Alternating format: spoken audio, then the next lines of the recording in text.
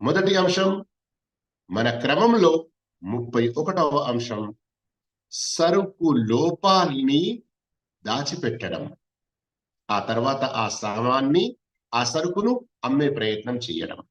రండి ముందు దీని గురించి ప్రవక్త సల్లల్లాహు అలైహి వసల్లం వారి యొక్క హదీసు విందాము. أن رسول الله صلى الله عليه وسلم مر على صبرة طعام فأدخل يده فيها فنالت أصابعه بللا فقال ما هذا يا صاحب الطعام؟ قال أصابته السماء يا رسول الله. قال أفلا جعلته فوق الطعام كي يراه الناس؟ من غش فليس منا. అబూ హురైరా రదియల్లాహు తఆలా అన్హు ఉల్లేఖించారు, ప్రవక్త సల్లల్లాహు అలైహి వసల్లం ఒక సందర్భంలో ఓ ధాన్యాల కుప్ప నుండి దాటుతూ, ప్రవక్త సల్లల్లాహు అలైహి వసల్లం అప్పుడప్పుడు బాజారుకు వెళ్ళి అక్కడి పరిస్థితులను కూడా గమనిస్తూ ఉండేవారు. ఇస్లాం ప్రకారంగా వారి యొక్క క్రయ విక్రయాలు జరుగుతున్నాయా లేదా. అయితే ఒక సందర్భంలో మార్కెట్లో వచ్చారైతే ఒక ధాన్యాల కుప్ప నుండి దాటుతూ అందులో చెయ్యి వేశారు లోపలికి. వేసేసరికి వేళ్లకు, చెయ్యి లోపలికి వేశారు కదా, వేళ్లకు తడి అనిపించింది. ఇదేమిటి ఓ వ్యాపారి అని ప్రవక్త సల్లల్లాహు అలైహి వసల్లం ఆ వ్యాపారిని, ఆ సరుకు అమ్మే వ్యక్తిని అడిగారు. దానికి అతను ఏం సమాధానం ఇచ్చాడు? ప్రవక్త, రాత్రి వర్షం కురిసినందువల్ల కొన్ని ధాన్యాలు తడిసినవి, ఆ తడిసినవి నేను కింద పెట్టాను, మరియు సామాన్యంగా మంచిగా కనబడేటువంటి ధాన్యాలు పైన పెట్టాను. అప్పుడు ప్రవక్త సల్లల్లాహు అలైహి వసల్లం చెప్పారు, మరైతే ప్రజలకు కనబడేలా పైన ఎందుకు పెట్టలేదు? ఇది కూడా ఒక రకమైన మోసం. మోసం చేసేవాడు మాలోని వాడు కాదు అని ప్రవక్త సల్లల్లాహు అలైహి వసల్లం హెచ్చరించారు. సహీహ్ ముస్లిం హదీస్ నంబర్ 102.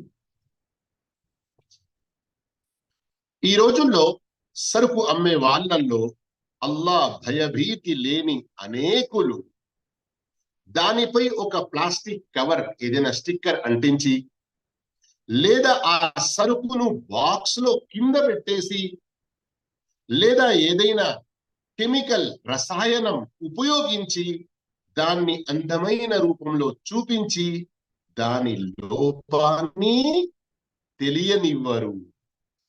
కొనే వ్యక్తి దాన్ని లోపాన్ని గ్రహించకుండా ఉండే విధంగా మోసం చేస్తారు. లేక ఎలక్ట్రానిక్ మిషన్స్, ఇంజన్లు, వాటిని ఎలా సెట్టింగ్ చేస్తారంటే కొనే వ్యక్తి మొదటిసారి స్టార్ట్ చేసిన వెంటనే అందులో ఉన్న లోపం అది కనబడకుండా ఉంటుంది. ఆ యొక్క సెట్టింగ్ ఎలా చేస్తారంటే మొదటిసారిగా స్టార్ట్ చేస్తే వాహనం చాలా మంచిగా ఉన్నది, ఈ విధంగా ఏర్పడాలి. అది కొన్నవాడు ఇంటికి తీసుకెళ్ళి, కొన్న తర్వాత తన ఇంటికి తీసుకెళ్లేసరికి లేక కొద్ది రోజుల తర్వాత అది పాడైపోతుంది. అయితే వాస్తవంగా అందులో అలాంటి ఏవైనా సెట్టింగ్, మరికొందరు ఏం చేస్తారు, మీటర్ సెట్టింగ్ చేయించి కిలోమీటర్లు తక్కువ చేసి చూపిస్తారు. లేదు, బండి ఎప్పుడు నడవలేదండి, ఇది మీరు కొనవచ్చు, చాలా మంచిది. ఇలాంటి మోసాలు చేస్తారు. మరికొందరు సరుకు యొక్క చివరి తేదీ, ఎక్స్పైరీ డేట్ ఏదైతే ఉంటుందో దాన్ని మార్చేస్తారు. లేక సరుకు కొనే వారికి దాన్ని చూసి చెక్ చేసి అవసరమైతే చిన్నపాటిగా దాన్ని ఎక్స్పీరియన్స్ పొంది, ఉదాహరణకు కొన్ని బండ్లు ఉంటాయి, 1 రోజు 2 రోజులు మీరు నడుపుకోవచ్చు.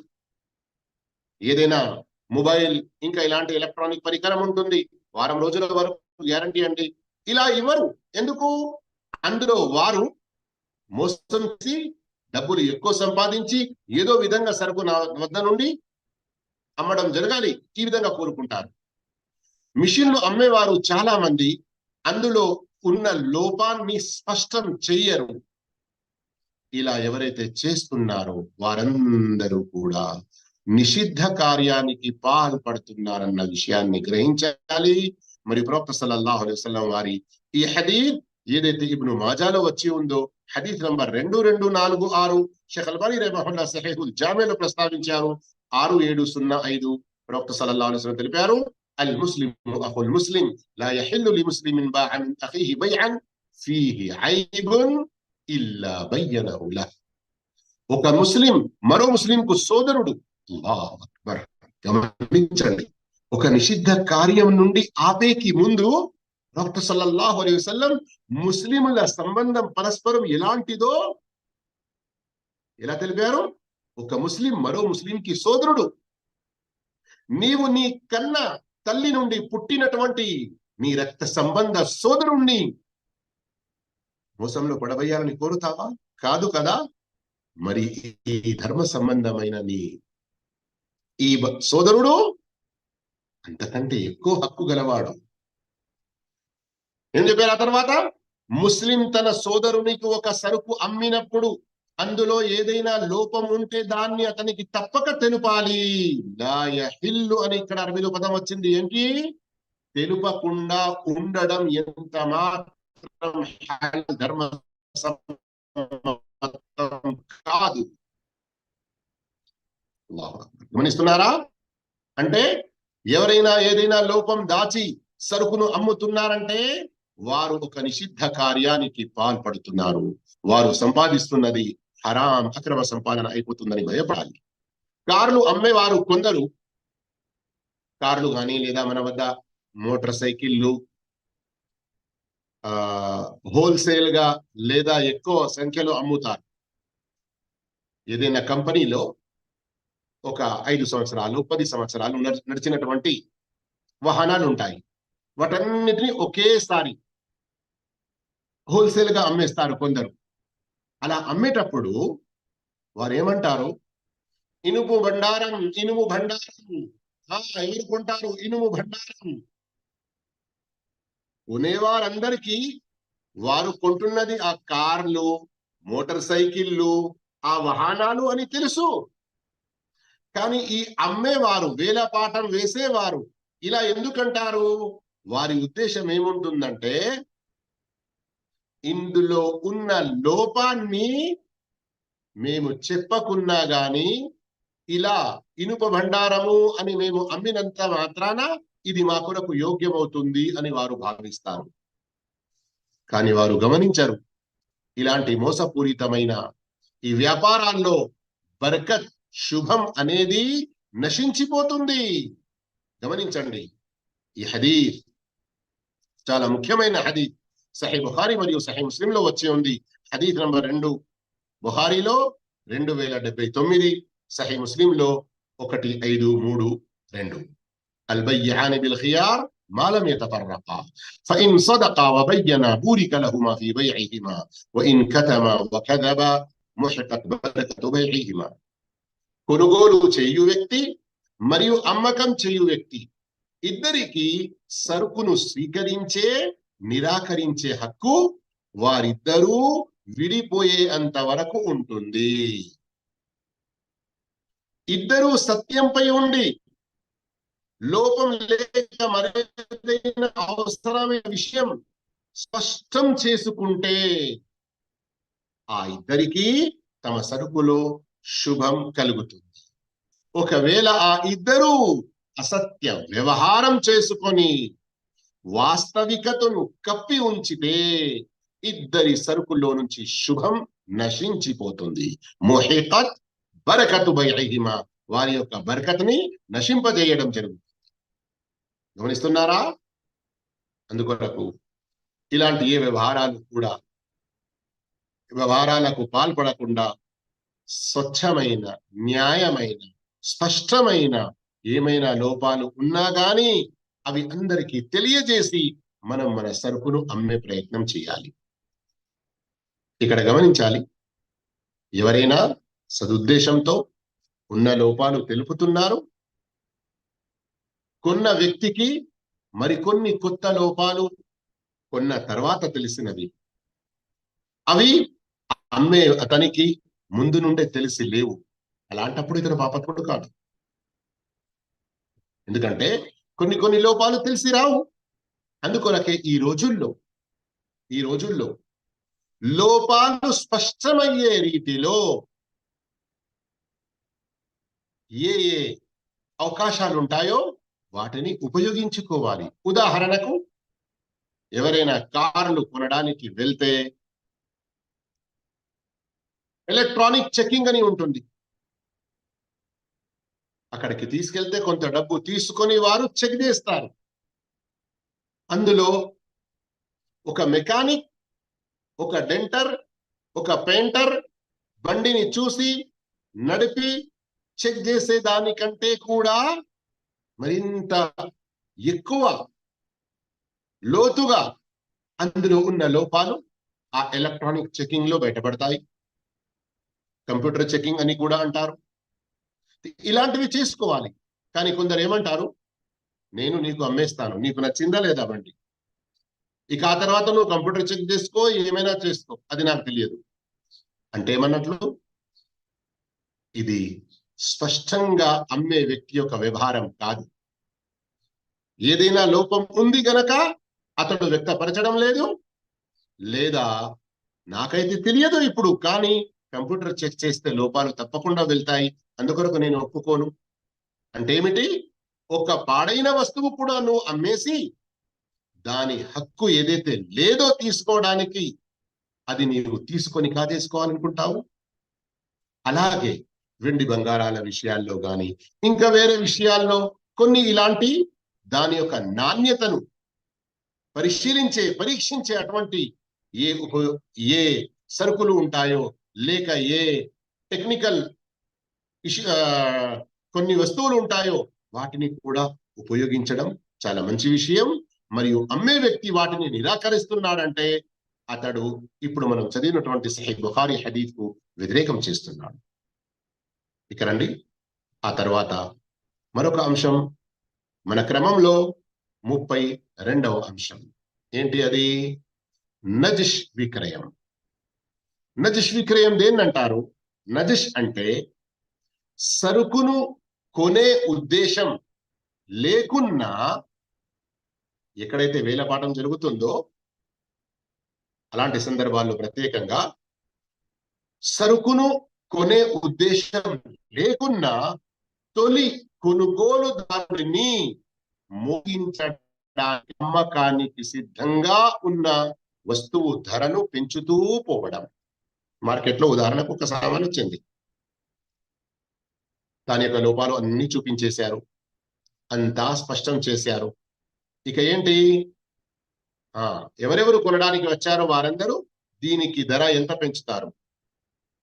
చిన్న నంబర్ నుండి మొదలవుతుంది. ఉదాహరణకు 100 రూపాయలు, ఇంకొకడు అంటాడు 1200, మరొకడు అంటాడు 1500, మరొకడు అంటాడు. ఇక అక్కడ ఒక వ్యక్తి వాస్తవంగా కొనాలని వస్తాడు, కానీ కొందరు ఉంటారు ఆ సరుకు ఎవరిదో వారితో ఏదైనా లోపల వెనకాల బ్యాక్గ్రౌండ్ లో కలిసి ఉంటాడు, అతనిది కొనే ఉద్దేశం లేదు, కానీ ఇలా రేట్ పెంచుతూ పోతే ఆ కొనే వ్యక్తి కూడా ఇంకా పెంచుతాడు. మనం దాని అసలు రేట్ కంటే ఎక్కువగా అమ్మవచ్చు.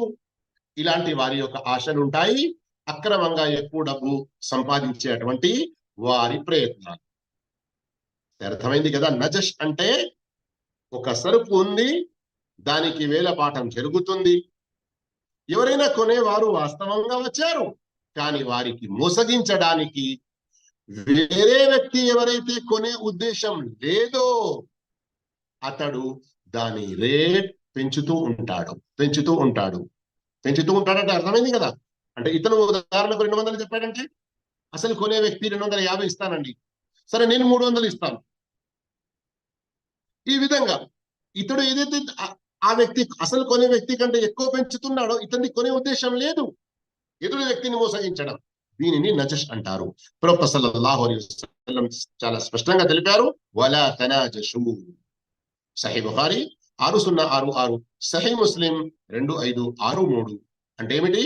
క్రయ విక్రయాల సమయంలో బేరం మీద బేరం చేస్తూ ధరను పెంచి మోసానికి పాల్పడకండి. ఇది మోసానికి సంబంధించిన ఓ రకం కావడంలో ఎలాంటి సందేహం లేదు. మరియు ప్రవక్త సల్లల్లాహు అలైహి వసల్లం వారి యొక్క ఉపదేశం సహీ బుఖారీ బాబు నజష్ లో వచ్చి ఉంది. మరియు షేఖ్ అల్బానీ రహిమహుల్లా సహీహాలో ప్రస్తావించారు 1057 అల్ మక్రు వల్ ఖదీఅతు ఫిన్నార్, పన్నాగం మరియు మోసం నరకంలోకి తీసుకెళ్తాయి. అల్లాహు అక్బర్, అల్లాహు అక్బర్. ఈ రోజుల్లో పరిస్థితి ఎంతవరకు మారిపోయింది గమనించండి. ఎవరు ప్రజలకు ఎంత మోసగించి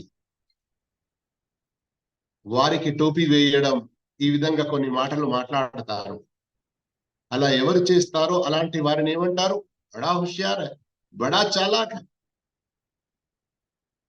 తప్పు విషయం ఇది.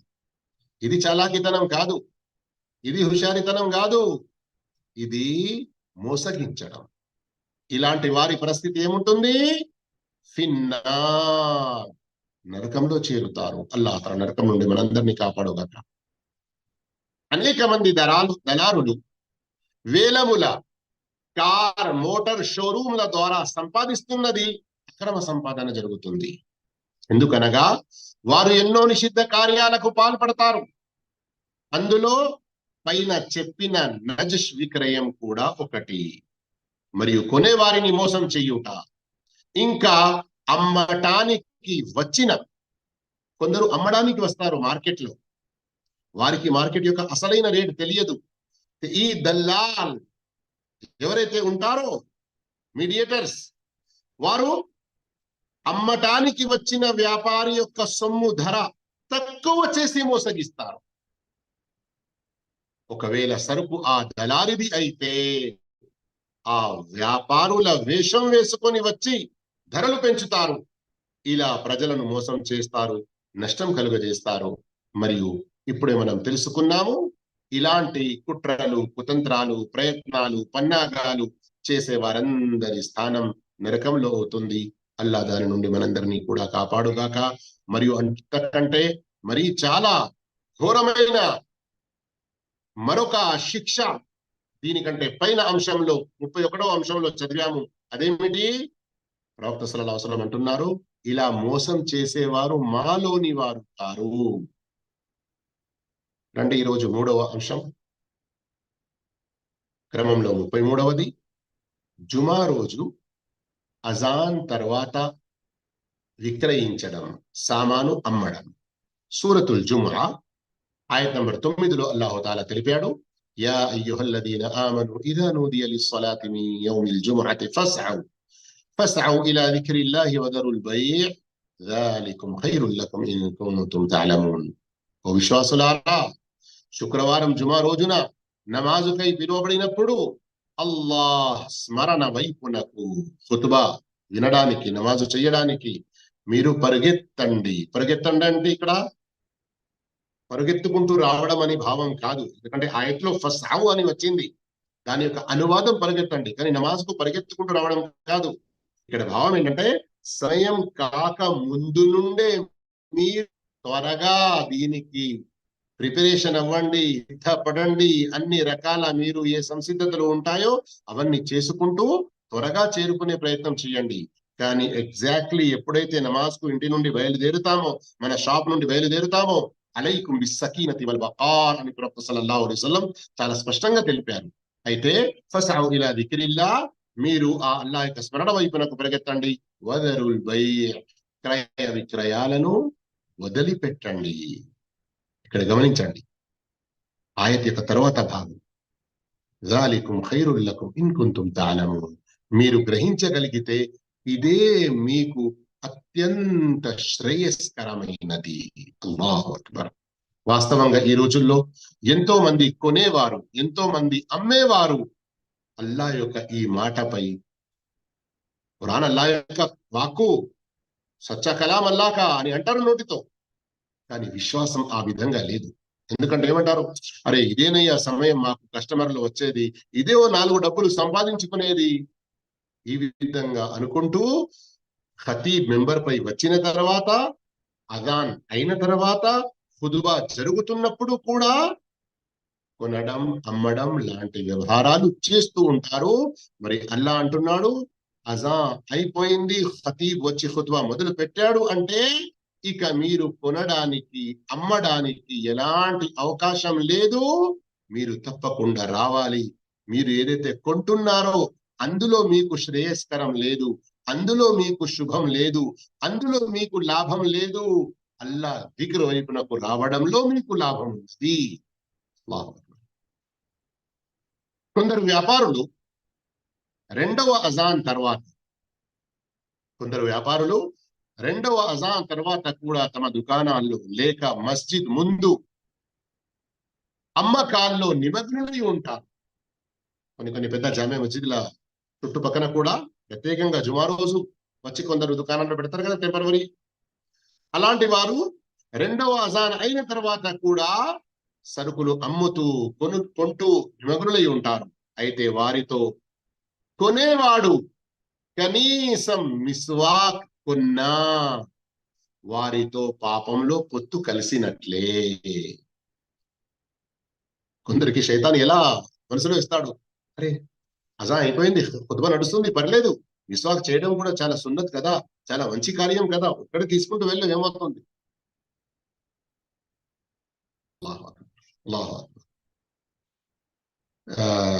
అంశం ఇది కాదు, కానీ ఒక్క చిన్నపాటి కార్యం కూడా నిషిద్ధతలో ప్రవక్తకు వ్యతిరేకంగా ఎందుకు జరగాలి, ఒక్క అడుగు కూడా ప్రవక్త అవిధేయతలో ఎందుకు వేయాలి, దీనిపై నాకు గుర్తొచ్చింది ఒక సంఘటన.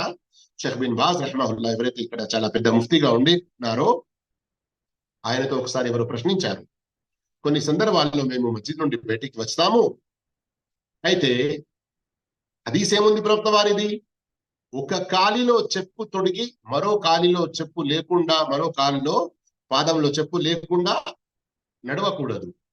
అయితే మస్జిద్ నుండి బయటికి వచ్చేసరికి ఒక్కొక్కసారి ఏమవుతుంది, ప్రజలు చెప్పులను తొక్కుకుంటూ అటు ఇటు వస్తారు కదా, మనం హిదాయతీ ఒక మనందరికీ చెప్పులు మస్జిద్లో ఒక క్రమంగా మంచి రీతిలో పెట్టము కదా, అది కూడా ఒక చాలా మంచి పద్ధతి క్రమంలో పెట్టడం.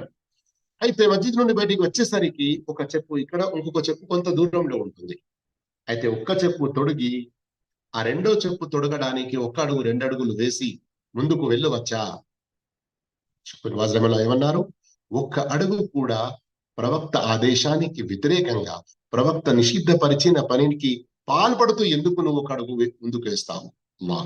అల్లాహ్ ఏమంటున్నారు ఇక్కడ, వారితో కనీసం ఒక మిస్వాక్ కొన్న వారితో పాపంలో పొత్తు కలిసినట్లే. ఇలాంటి వ్యాపారం వ్యర్థము, తుచ్చము అన్నదే సత్యం. హోటల్, బేకరీ మరియు ఫ్యాక్టరీల ఓనర్లు కొందరు జుమా సమయంలో కూడా పని చేయాలని తమ పని వాళ్ళపై ఒత్తిడి చేస్తారు.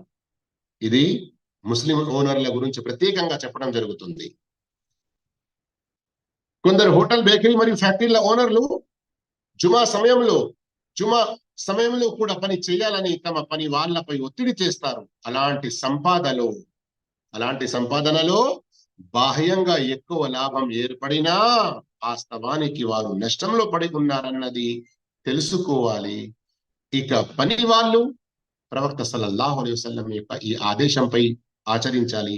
లా తాఅత లిబషరిన్ ఫీ మఅసియతిల్లాహ్. అల్లాహ్ అవిధేయతకు గురి చేసే ఏ వ్యక్తి మాట వినకూడదు. ముస్నద్ అహ్మద్ లోని హదీస్ 1065 మరియు సహీ ముస్లింలో కూడా ఈ భావం కొంచెం వచ్చి ఉంది, 1840. అర్థమైంది కదా. ఇక రండి, ఈ రోజు పాఠంలో చాలా ముఖ్యమైన అంశం. ఈ రోజు చాలా మంది ఎంతో ప్రపంచపు వ్యామోహంలో పడి డబ్బు ఆశతో ఇలాంటి వాటిలో పాల్గొంటూ ఉంటారు. అదేంటి? జూదం, జువా. అల్లాహు తఆలా సూరతుల్ మాయిదా ఆయత నంబర్ 90లో తెలిపాడు, యా అయ్యుహల్లదీన ఆమను ఇన్నమల్ ఖమ్రు వల్ మైసిరు వల్ అన్సాబు వల్ అజ్లాము రిజ్సుం మిన్ అమలి షైతాన్ ఫజ్తనిబూ లఅల్లకుం తుఫ్లిహూన్. ఓ విశ్వసించిన వారులారా, సారాయి, జూదం, బలిపీఠాలు, జోస్యం కోసం వాడే బాణాలు, ఇవన్నీ పరమ జుగుస్సాకరమైన విషయాలు, శైతాన్ చేష్టలు. కాబట్టి వాటికి దూరంగా ఉండండి. మీరు వాటికి దూరంగా ఉంటే సాఫల్యం పొందవచ్చును. ఈ ఆయతలో గమనించండి, ఈ 4 విషయాలను, ఒకటి రిజ్స్, జుగుస్సాకరమైన అని చెప్పడం జరిగింది, చాలా చాలా చెడ్డవి, నీచమైనవి. రెండవది అమలి శైతాన్, శైతాన్ చేష్టలను చెప్పడం జరిగింది. మూడవది వీటికి దూరంగా ఉంటేనే సాఫల్యం. అంటే ఏమిటి? వీటికి దూరంగా ఉండకుంటే సాఫల్యం పొందరు. ఇక జూదం ఆడి లక్షలు కోట్లు సంపాదించి ఏమనుకుంటాడు అతను? నేను చాలా గొప్ప విజయం పొందాను, సాఫల్యం పొందాను. వాస్తవానికి జూదం, ఇందులో ఏ సాఫల్యం లేదు. అజ్ఞానపు కాలంలో జూదం ఆడేవారు, వారిలో ప్రఖ్యాతి చెందిన జూదపు ఒక రూపం 10 మంది ఒక ఒంటెలో సమానంగా పొత్తు కలిసి పాచికల ద్వారా అదృష్టం చూసేవారు. అది వారిలో పురా, చీటి యొక్క ఒక రూపం.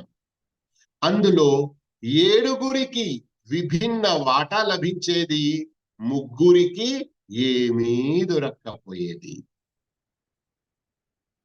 ఈ రోజుల్లో ఎందరో ఉద్యోగాలు చేసేవారు ఎక్కడెక్కడ వారు చేస్తూ ఉంటారో అక్కడ కొంతమంది కలిసి చిట్టి వేసుకుంటారు, పాట చిట్టి అని. అందులో మొట్టమొదటిసారిగా అవసరం ఉన్న వ్యక్తి చాలా తక్కువ ఆ చిట్టిని ఎత్తుకోవాల్సి వస్తుంది. మరి ఎవరైతే చివరిగా తీసుకుంటారో లేదా చిట్టి నడిపేటువంటి యజమాని ఏదైతే ఉన్నాడో అక్రమంగా ఎంతో ఎక్కువగా లాగేస్తాడు. ఇలాంటివన్నీ కూడా చాలా తప్పు విషయాలు, జాగ్రత్తగా ఉండాలి. ఈ కాలంలో జూదం రూపాలు ఎన్నో ఉన్నాయి, అందులో కొన్ని తెలుపబడుతున్నాయి, చాలా శ్రద్ధగా అర్థం చేసుకోండి. లాటరీ. ఇక లాటరీ అన్న దానికి కూడా ఎన్నో పేర్లు ఉన్నాయి, ఎన్నో రకాల లాటరీలు ఉన్నాయి. ఇది ఎన్నో రకాలుగా ఉంది. అందులో సామాన్యమైనది డబ్బు ఇచ్చి నంబర్లు కొనాలి. ఆ నంబర్ల మీద లాటరీ వెళ్తుంది, మొదటి బహుమతి, రెండో బహుమతి అని ఈ విధంగా ఇవ్వడం జరుగుతుంది. ఇలా అనేక విభిన్న బహుమతులు ఇవ్వబడతాయి. దీనికి పాల్పడేవారు ప్రజా సేవ లాంటి ఏ మంచి పేరు పెట్టుకున్నా అది నిషిద్ధం. ఇక్కడ మీకు మాట అర్థమైందా? ప్రజాసేవ లాంటి ఏ మంచి పేరు పెట్టుకున్నా అంటే, కొందరు లక్షలు కోట్లు లాటరీలో సంపాదిస్తారు కదా, అది హలాల్ అని వారి మనసుకు తృప్తి కలగడానికి ఏమనుకుంటారు? ఇందులో నుండి చాలా వరకు మేము ఫలానా అనాథ సంస్థకు, ఫలానా చారిటబుల్ ట్రస్ట్ కి, ఫలానా స్వచ్ఛంద సేవా సంస్థలకు మేము దానం చేస్తున్నామండి అని అంటారు. ఇలా పేర్లు ఏవి మంచి పెట్టుకున్నా గాని వాటి ద్వారా వచ్చే డబ్బును ఏ మంచి కార్యాల్లో దాన్ని నేను ఖర్చు చేస్తున్నా గాని అసలు సంపాదనే, ఆ సంపాదన మార్గమే నిషిద్ధం, చాలా ఘోరమైన నిషిద్ధం, కబీరా గునా, ఘోర పాపాల్లో ఒకటిగా లెక్కించబడుతుంది. మరో రకం, లోపల ఏమున్నదో అంటే ఈ లాటరీ యొక్క మరొక రకం, లోపల ఏమున్నదో తెలియని ఓ వస్తువు కొనుట. ఏదైనా డబ్బాలో గాని లేకుంటే ఏదైనా కవర్ లాంటిగా లోపల అది ఏముందో తెలియదు కానీ దాన్ని కొనాలి. లేదా మరొక రకం, ఒక వస్తువు కొన్నప్పుడు ఆ దాని వస్తువుతో పాటు ఒక నంబర్ ఇస్తారు, ఇచ్చి తర్వాత ఆ నంబర్లపై లాటరీ తీసి బహుమతి పొందే వారిని నిర్ణయించడం జరుగుతుంది. అయితే ఇక్కడ ఒక చిన్న వివరణ అర్థం చేసుకోండి. అదేమిటి? ఈ రోజుల్లో చాలా మంది పెద్ద పెద్ద సూపర్ మార్కెట్లు, హైపర్ మార్కెట్లు అలాంటి వారు చేస్తూ ఉంటారు. ఏం చేస్తారు? మీరు వారి వద్ద సరుకు కొన్న తర్వాత ఏదైనా ఒక సరుకు విషయంలో ఇది తప్పనిసరిగా కొనాలి, ఇది కొంటే మీకు ఒక నంబర్ ఇవ్వడం జరుగుతుంది, ఆ నంబర్ ఫలానా డబ్బాలో వేయాలి, 4 రోజుల తర్వాత 5 రోజుల తర్వాత చివరిలో ఏదో ఒక డేట్ ఫిక్స్ చేస్తారు, అందులో నుండి లాటరీ తీస్తారు. అయితే ఇక్కడ ధర్మవేత్తలు ఏమంటున్నారంటే, మనిషి తనకు అవసరం ఉన్న ఏదైనా వస్తువు కొనడానికి వెళ్ళాడు.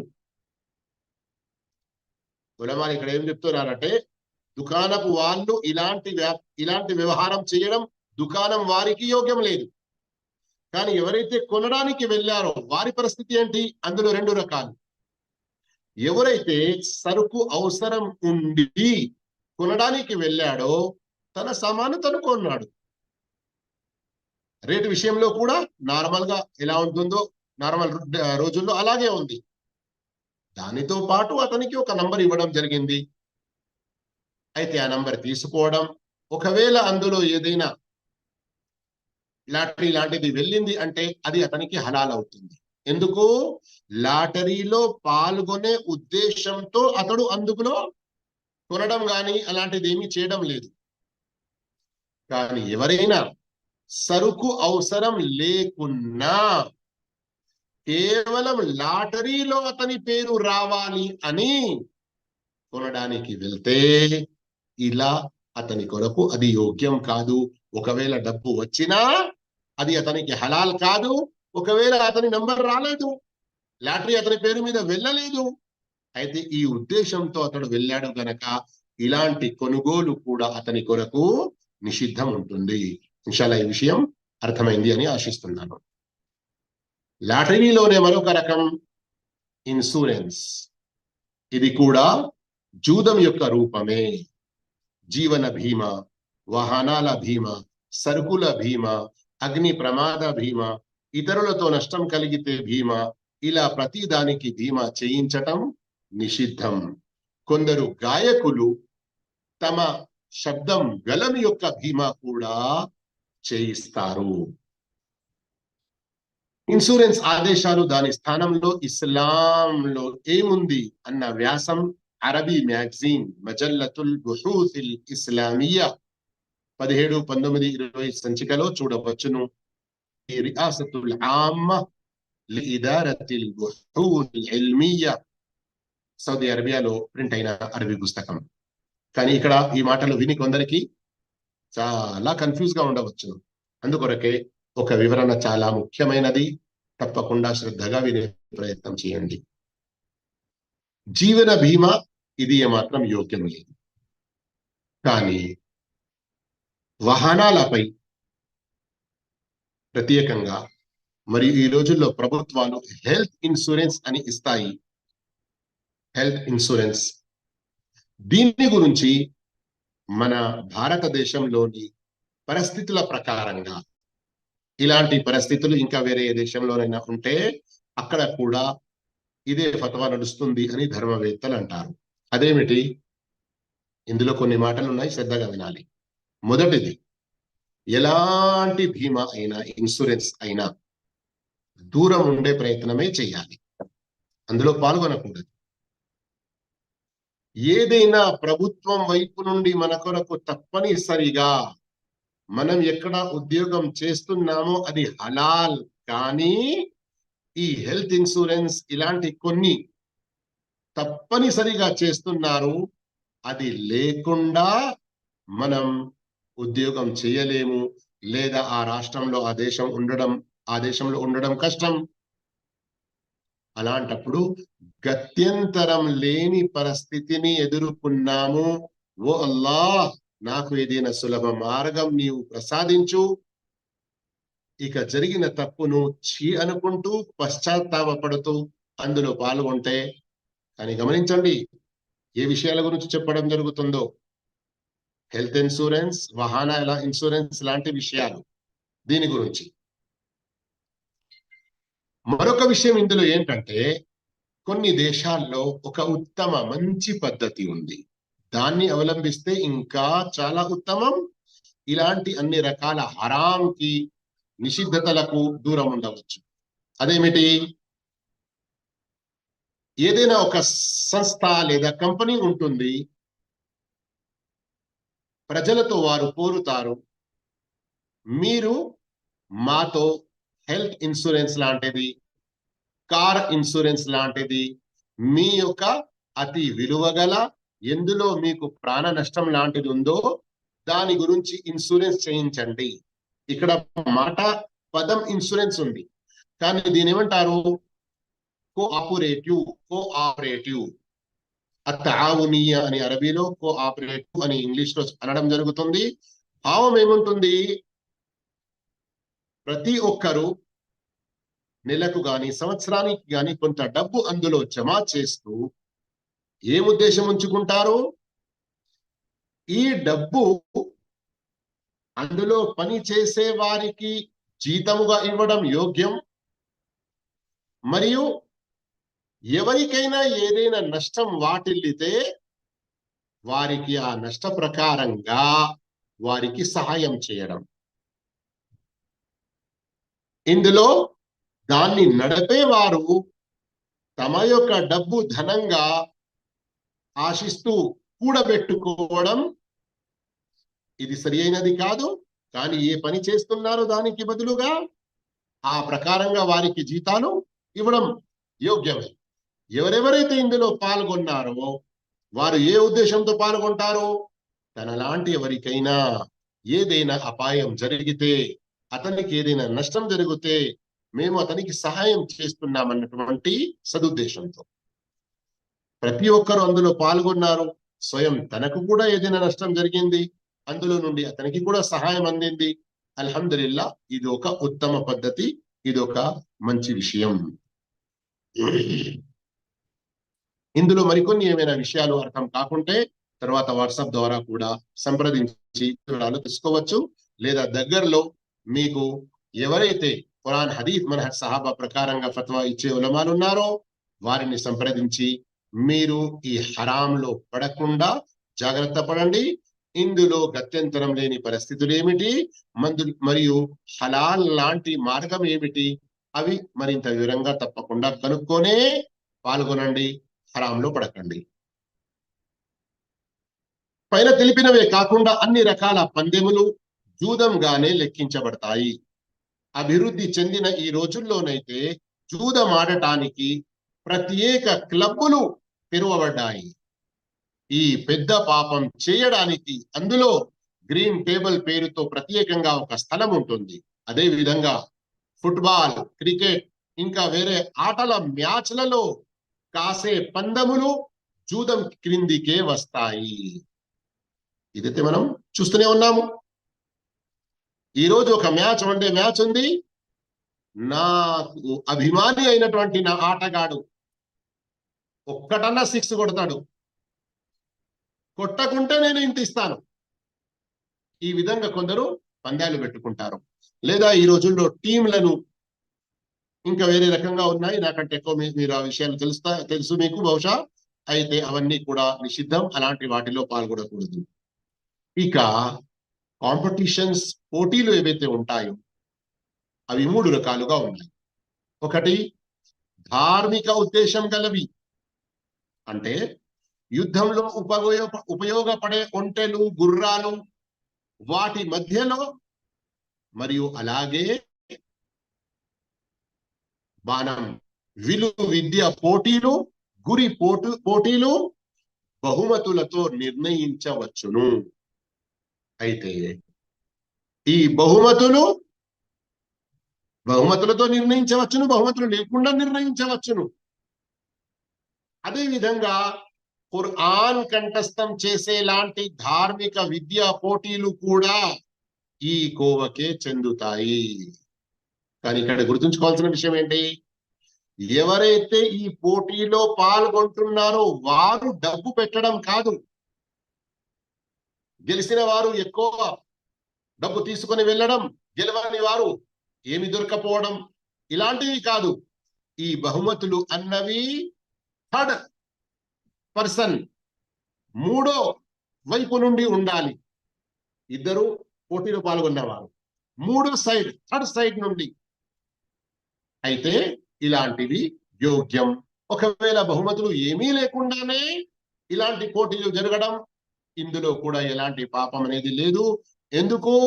ఇక్కడ అక్రమంగా సంపాదించేది కాదు, ఇందులో ధర్మపరమైన మరియు ప్రజలకు ఉపయోగపడే అటువంటి విషయాల్లో వారు ముందుకు రావాలి. ఇక రెండవ రకం ముబాహ్. ముబాహ్ అంటే ఏంటి?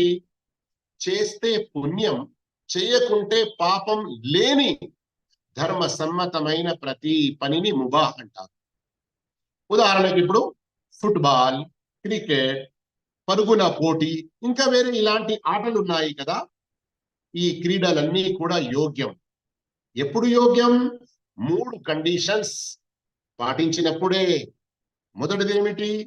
వాటి వల్ల నమాజ్ మరియు నమాజ్ లాంటి ఇంకా విధిగా ఉన్నటువంటి ఏ విషయం తప్పిపోకూడదు.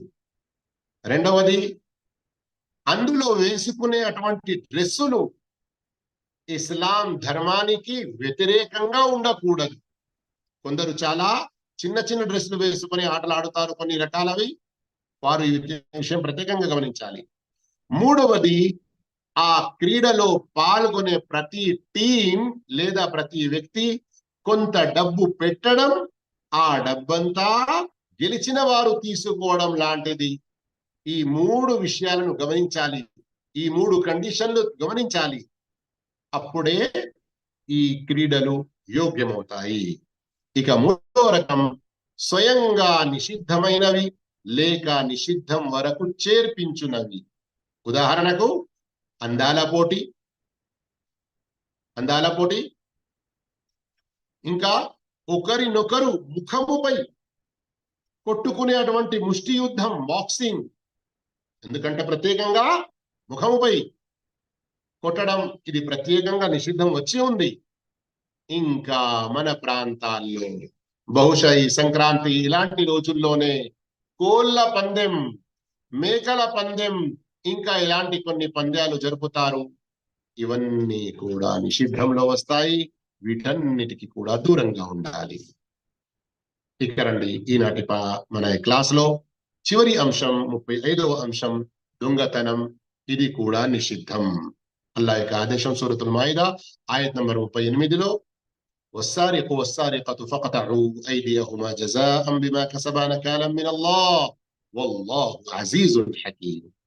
దొంగ స్త్రీ అయినా పురుషుడు అయినా ఉభయుల చేతులు నరకండి, ఇది వారు చేసిన దానికి ప్రతిఫలం. జజాఅం బిమా కసబా, ఇది వారు చేసిన దానికి ప్రతిఫలం. అల్లా తరఫు నుండి గుణపాఠం నేర్పే శిక్ష, నకాలం మినల్లాహ్. ఎవరి చేయి కోయబడుతుందో, మరి ఎవరైతే సమాజంలో ఉన్నారో వారందరూ ఇలాంటి శిక్ష నుండి గుణపాఠం నేర్చుకోవాలి. అల్లాహ్ సర్వశక్తిమంతుడు, అత్యంత వివేక సంపన్నుడు. ఆయతను నేను ఇంత స్పష్టంగా చదవడానికి మరొక ముఖ్య కారణం, ఒక్కొక్క పదాన్ని ఇందులో గమనించండి. దొంగ చేతులు నరికి వేయడం గురించి ఏదైతే ఈ రోజుల్లో తప్పుడు పుకారా చేస్తూ ఇస్లాంపై బురద చల్లే ప్రయత్నం చేస్తారో, ఆయతలో ఉన్నటువంటి పదాలను మంచి రీతిలో వారు అర్థం చేసుకోవడం లేదు. ప్రత్యేకంగా అల్లాహ్ యొక్క 2 నామాలు చివరిలో వచ్చాయి, గమనించండి. అజీజున్ హకీం. అజీజ్ అంటే సర్వశక్తిమంతుడు, అంటే చేతులు నరికి వేయాలి అని అల్లాహ్ ఇచ్చిన ఈ ఆదేశం అల్లాహుతాలా వృధాగా ఇవ్వలేదు. ఆయన సర్వశక్తిమంతుడు. ఇలాంటి ఆదేశాలు ఇవ్వడానికి అతన్ని ఎవరు ఆపేవారు లేరు. మరియు ఈ ఆదేశం అరే ఈనాటి అభివృద్ధి కాలంలో నడవదండి అని ఎవరైతే అనుకుంటారో వారు అవివేకులు. వాస్తవం ఏమిటి? అల్లాహ్ ప్రతి కాలానికి అవసరమయ్యేటువంటి ఈ శిక్షను నిర్ణయించాడు. ఎందుకంటే అల్లాహ్ వివేక సంపన్నుడు. అతని ప్రతి ఒక్క ఆదేశం వివేకంతో కూడుకొని ఉంటుంది. ఒక్క నిమిషం ఆగండి, కొంచెం అజా అవుతుంది, జవాబిచ్చి మళ్ళీ మనం స్టార్ట్ చేస్తాము. అప్పటి వరకు మీరు కూడా కొంచెం నీళ్లు త్రాగండి.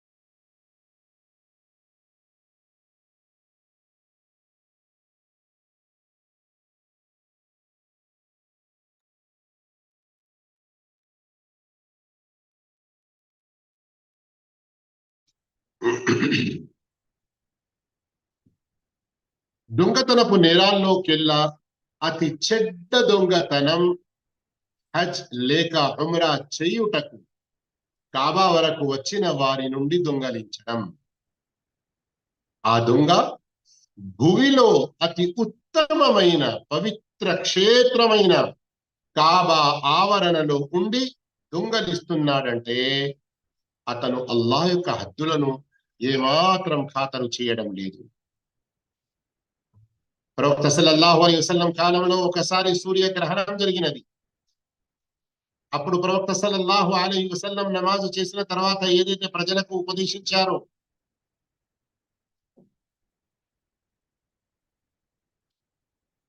ఎవరన్నా మాట్లాడారా? ప్రవక్త సల్లల్లాహు అలైహి వసల్లం వారు ఏదైతే ఆ సందర్భంలో ఉపదేశించారో అందులో ప్రత్యేకంగా ఈ మాట కూడా చెప్పారు. శ్రద్ధగా వినండి. హదీస్ అరబీలో చదవకుండా కేవలం అనువాదం వినిపిస్తున్నాను. ప్రవక్త సల్లల్లాహు అలైహి వసల్లం చెబుతున్నారు, నమాజ్ అయిన తర్వాత, నమాజులో నేను వెనక్కి జరిగిన దృశ్యం మీరు చూశారు కదా, అప్పుడు నేను నమాజులో ఉన్న స్థితిలో నా ముందు నరకాగ్నిని తీసుకురావడం జరిగింది. దాని దహించి వేసే అగ్ని నాకు తాకుతుందన్న భయంతో నేను వెనక్కి జరిగాను. అందులో నేను అంటే ఆ నరకంలో నేను వంకర కర్ర వ్యక్తిని చూశాను. తాను దానితో తన ప్రేములను లాగుతున్నాడు. అల్లా మనందరికీ నరకం నుండి నరకం యొక్క శిక్షణ నుండి కాపాడుగాక. ఆ నరకంలో నేను వంకర కర్ర వ్యక్తిని చూశాను. తాను ఆ వంకర కర్రతో తన ప్రేములను లాగుతున్నాడు. అతని సంగతి ఏమిటంటే అతను ప్రపంచంలో తన ఆ వంకర కర్రతో హాజీల సామానులను తటాలున అందుకునేవాడు. హక్కుమని తను హాజీ యొక్క సామానులను హక్కున తటాలున అందుకునేవాడు. ఒకవేళ అల్హమ్దులిల్లాహ్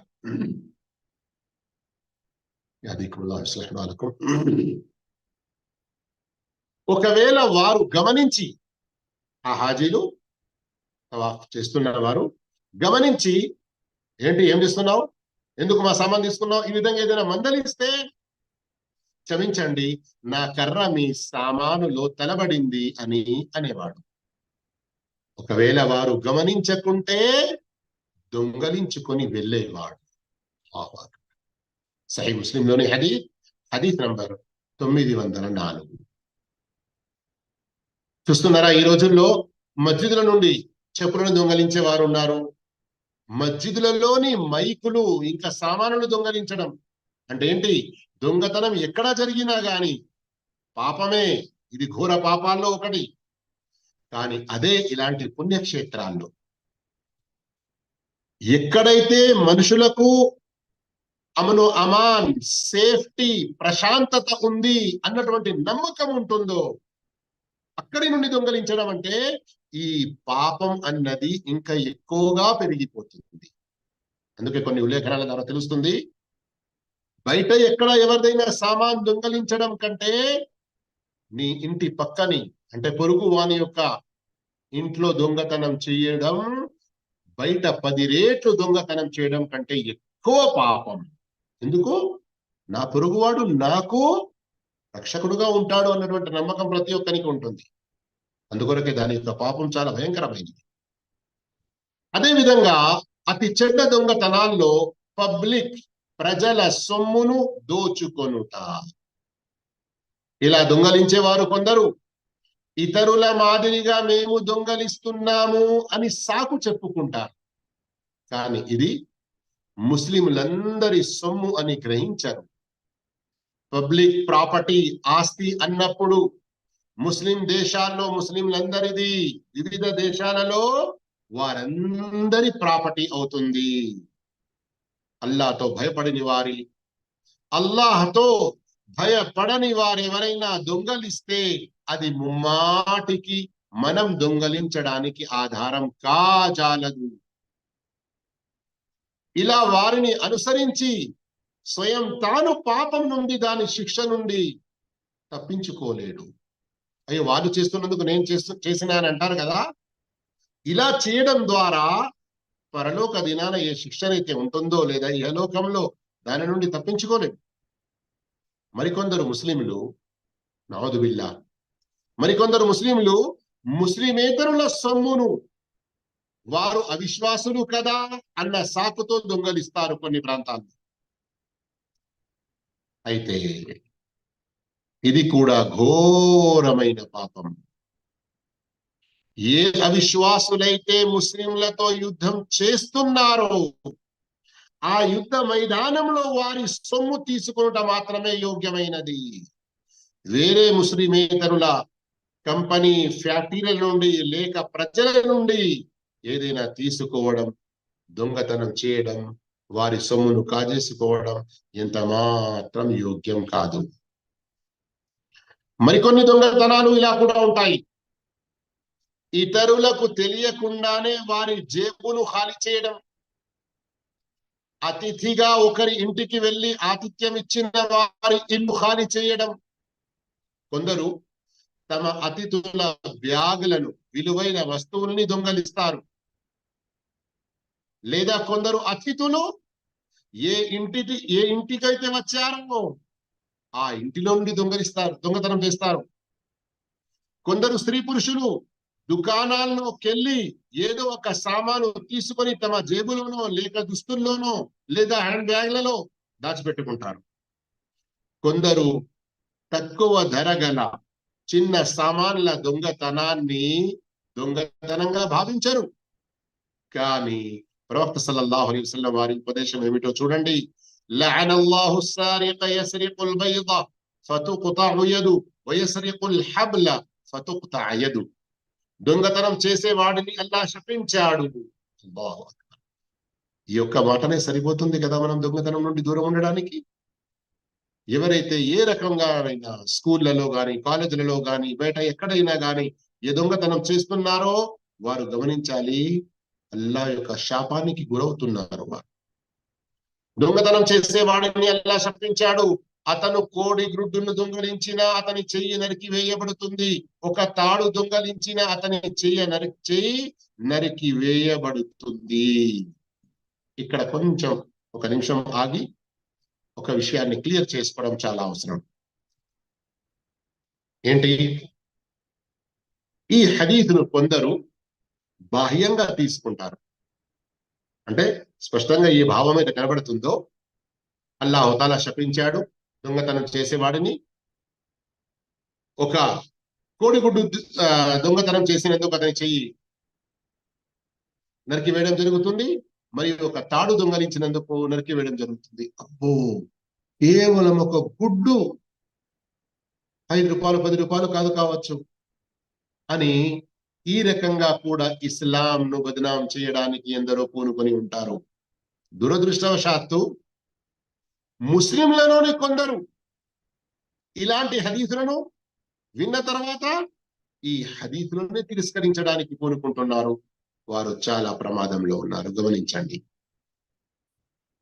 వాస్తవానికి వారు వారి అజ్ఞానం వల్ల ఎలాంటి తప్పుడు ఆలోచనలోకి వెళ్తున్నారో, అసలు వారి పని ఏమిటి? అర్థం కాని విషయాన్ని ధర్మవేత్తలతో కనుక్కునే ప్రయత్నం చేయాలి, తెలుసుకునే ప్రయత్నం చేయాలి. అలా చేయకుండా హదీసులను తిరస్కరించడం ఇది మరింత ఎక్కువ కుఫ్రుకు తీసుకెళ్తున్న విషయం. అయితే ఈ హదీస్ వాస్తవం ఏమిటి? ఈ దొంగతనంలో చెయ్యి నరికివేయడం ఆదేశం ఏదైతే ఖురాన్లో కూడా మీరు చదివారు, సూరతుల్ మాయిదా ఆయత నంబర్ 38లో. అయితే ఇంకా ప్రవక్త సల్లల్లాహు అలైహి వసల్లం వారి హదీసులన్నింటినీ కూడా జమా చేసి మనం అర్థం చేసుకునే ప్రయత్నం చేయాలి. సంక్షిప్త భావం ఏమిటంటే, ఈ హదీసులో ఏదైతే చెప్పడం జరిగిందో ఇది ఒక హద్దుగా చెప్పడం జరగలేదు. అంటే కోడి గ్రుడ్డు దొంగతనం చేసిన వ్యక్తి చెయ్యి నరకండి అని చెప్పడం జరగలేదు. ఇక్కడ చెప్పడం జరిగింది ఏమిటంటే, చిన్న చిన్న వస్తువుల దొంగతనం నుండి ఈ దొంగతనం యొక్క చెడ్డ అలవాటు మనిషిలో వచ్చేసి పెద్ద వస్తువులను కూడా దొంగతనం చేస్తాడు. తర్వాత అతని చెయ్యి నరికి వేయడం జరుగుతుంది. ఒకవేళ ఆ ముందు స్టార్టింగ్ లో ప్రారంభంలో ఒక్క గుడ్డు గాని ఒక్క పైస సామాను గాని ఏదైతే దొంగతనం చేశాడో అదే రోజు అతడు ఆగిపోయాడంటే ఈ రోజు ఇంత పెద్ద దొంగతనానికి పాల్పడేవాడు కాడు, అతని చెయ్యి నరికి వేయబడేది కాదు. ఈ భావం. ఎందుకంటే ముస్లిం షరీఫ్ ఇంకా వేరే సహీ హదీతుల ద్వారా తెలుస్తుంది, ప్రవక్త సల్లల్లాహు అలైహి వసల్లం వారు రుబు దీనార్, ప్రవక్త కాలంలో దీనార్ ఏదైతే ఉపయోగించబడేదో వాడబడేదో దాని యొక్క ప్రకారంగా ఎవరైతే దొంగతనం చేస్తారో వారి యొక్క చేతులు నరికి వేయడం జరుగుతుంది అన్నటువంటి హదీస్ వచ్చి ఉంది. అయితే ఈ హదీస్ ద్వారా ఎలాంటి తప్పుడు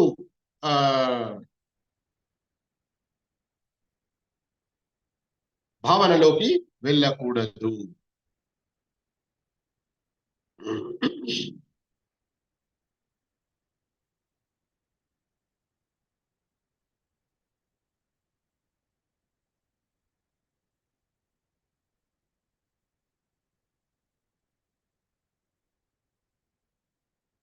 సహీ ముస్లింలోని ఆ హదీస్ నంబర్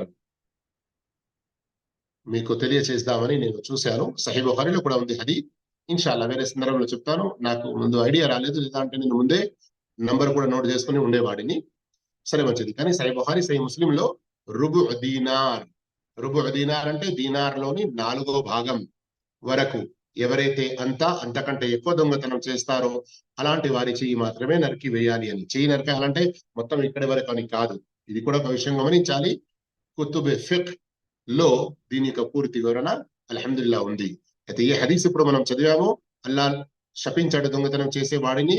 ఒక గుడ్డు దొంగతనం చేయబడుతుంటే అతని యొక్క చెయ్యి తర్వాత నరికి వేయడం జరుగుతుంది. ఒక తాడు దొంగతనం చేసిన తర్వాత అతని చెయ్యి నరికి వేయడం జరుగుతుంది. అంటే ఈ చిన్న సామాన్ల దొంగతన అలవాటు ఏదైతే ఉందో దాని నుండి అతను దూరం ఉండలేదు గనక పెద్ద సామాన్లు దొంగతనం చేయడానికి కూడా పూనుకున్నాడు. తర్వాత చెయ్యి నరికి వేయడం జరిగింది అన్నటువంటి భావం. ఇక రండి, మనం ఈ అంశాన్ని పూర్తి చేయబోతున్నాము. అయితే ఒక హితబోధ ఇందులో తేయడం జరిగింది చివరిలో. అదేమిటి? ఏదైనా వస్తువు దొంగలించిన వ్యక్తి అల్లాహ్తో స్వచ్ఛమైన క్షమాపణ కోరుకోవాలి, వేడుకోవాలి, తౌబా చేయాలి. మరియు ఆ వస్తువు ఎవరి నుంచి దొంగలించాడో అతనికి తిరిగి ఇవ్వాలి. గుప్తంగానైనా లేక నలుగురి ముందు అయినా, స్వయమైనా అంటే తాను స్వయంగా ఇచ్చినా లేక వేరే ఎవరితోనైనా పంపించినా ఎలాగైనా గాని అతనికి ఆ సొమ్ము ఇచ్చేసేయాలి. తన శక్తి ప్రకారం ప్రయత్నం చేసినప్పటికీ దాని హక్కుదారుడు ఎవడో లేదా ఆ హక్కుదారుని యొక్క వారసులు ఎవరో కనిపించకుంటే, తెలియకుంటే ఆ వస్తువును దానం చేసేయాలి. ఒకవేళ ఆ వస్తువును వాడుకొని ఉండేది ఉంటే దాని యొక్క డబ్బు ఎంతైతే అవుతుందో దాన్ని దానం చేసి ఆ పుణ్యం, ఆ సొమ్ము ఎవరిదైతే ఉండినదో అతనికి లభించాలని అల్లాహ్తో దుఆ చేసుకోవాలి. సోదర మహాశయులారా, ఈ రోజు అల్హమ్దులిల్లా ఇక్కడ వరకు మనం 35 అంశాలు నిషిద్ధత జాగ్రత్తలో పుస్తకం నుండి పూర్తి చేసుకున్నాము. అల్లాహు తాలా ఏ నిషిద్ధతల గురించి తెలుసుకుంటున్నామో వాటన్నిటి నుండి మనం దూరం ఉండేటువంటి భాగ్యం ప్రసాదించుగాక. ఆమీన్. వ ఆఖిరు దావానా అల్హమ్దులిల్లాహి రబ్బిల్ ఆలమీన్. వస్సలాము